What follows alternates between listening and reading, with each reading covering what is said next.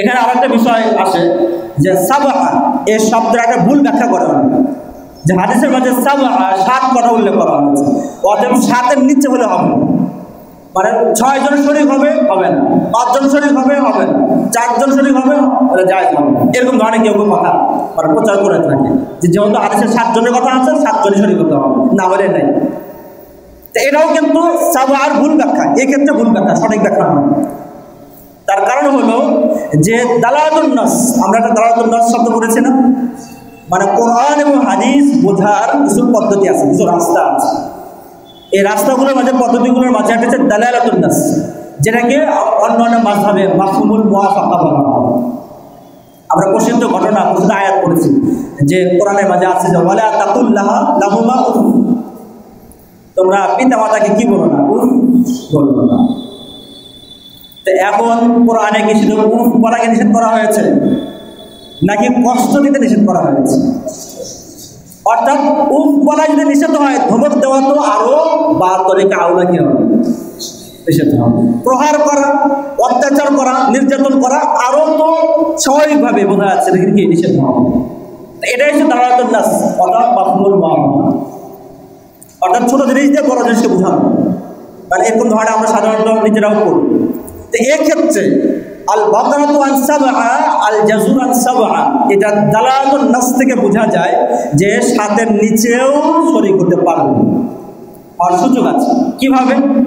চিন্তা করেন যে কোনো ইবাদতের যদি সর্বনিম্ন পর্যায়ে যদি আফদল হয়, এটা মনে রাখতে হবে, কোনো ইবাদতের সর্বনিম্ন পর্যায়ে যদি আফদল হয় আর উচ্চ একটা সীমা ঠিক করে দেওয়া হয় 7, তাহলে ওই 7-এর যত কম হবে তত আফজলের দিকে আসবে, যত কম হবে তত আফজলের দিকে আসবে।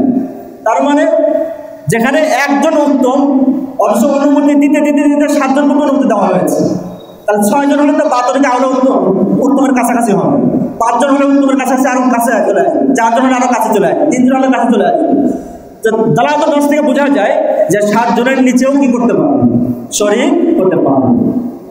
এবং শুধু দালালাতুন নাস এটাই না, বরং কোন হাদিসের মাঝে স্পষ্ট এমন শব্দ ব্যবহার হয়েছে যে শব্দ থেকে পরিষ্কার বোঝা যায় যে 7-এর নিচে যে কোনো সংখ্যায় শরীক হওয়া যাবে, 7-এর নিচে যে কোনো সংখ্যায় শরীক হওয়া যাবে।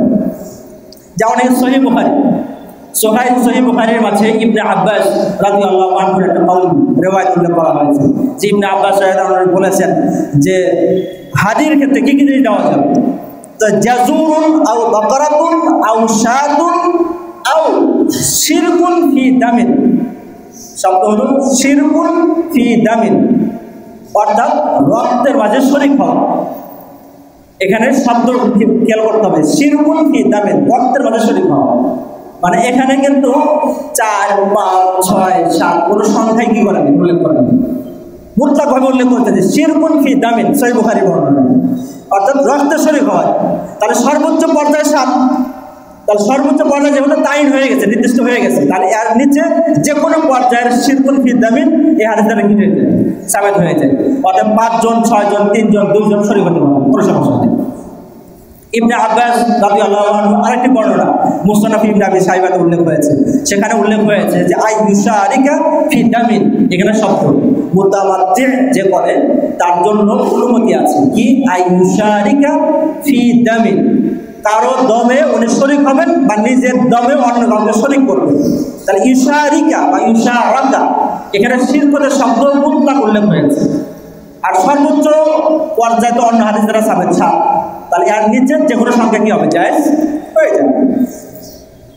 এরপরে হাসান রাহিমাহুল্লাহ ওয়া আতা রাহিমাহুল্লাহ ওনাদের ফতোয়া উল্লেখ হয়েছে মুসনাদ ইবনে আবি শাইবার মাঝে, সেখানে উল্লেখ করেছেন যে লা ইয়ারানি বা'সান লিল মুতামাত্তি'i আই ইয়াদখুলা ফি শিরকিন ফি জাজুরিন, আই ইয়াদখুলা ফি শিরকিন ফি জাজুর, অর্থাৎ উটের ক্ষেত্রে উনি কারো শরীক হয়ে যাবেন, এক্ষেত্রে কোনো বাধা নেই।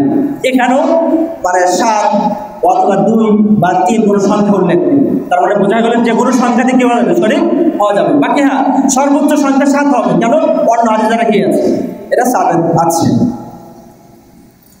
জাবের রাদিয়াল্লাহু আনহু যার প্রসিদ্ধ হাদিস আল বাকারাতু আন সাবআতিন আল জাজুর আন সাবআতিন, যেটা বারবার আমরা বলতেছি, তো এই হাদিসেরই একটা বর্ণনায় উল্লেখ হয়েছে রাসূল কারীম সাল্লাল্লাহু আলাইহি ওয়াসাল্লাম বলেছেন শরীক হওয়ার জন্য। কত জনের শরীক হবে? বলে ইয়াজতামিউন নাফারু মিন্না ফিল হাদিয়াত। এখানে উনি 7 শব্দ উল্লেখ করেন, উল্লেখ করেছেন নাফারু, ইয়াজতামিউন নাফারু মিন্না।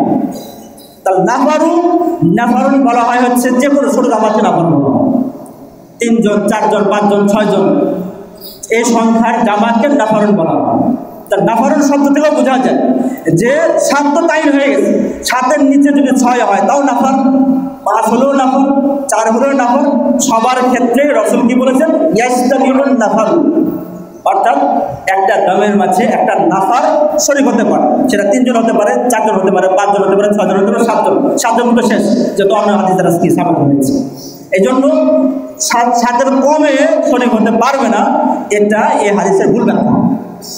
হাদিসের সঠিক ব্যাখ্যা হলো 7-এর নিচে যে কোনো সংখ্যা কি হতে শরীক হতে পারবে। এখানে লোক মুখে আরেকটা বিষয় প্রচলন আছে যে শরীক হলে বেজোর সংখ্যায় শরীক হতে হবে, জোর সংখ্যায় শরীক হওয়া যাবে না, এরকম ধরনের প্রচলন আছে। অবশ্য এটাও ঠিক না, এটাও ভুল ব্যাখ্যা। এরা জোর সংখ্যাতেও শরীক হতে পারে, বেজোর সংখ্যাতেও শরীক হতে পারে, যে কোনোভাবে শরীক হতে পারে।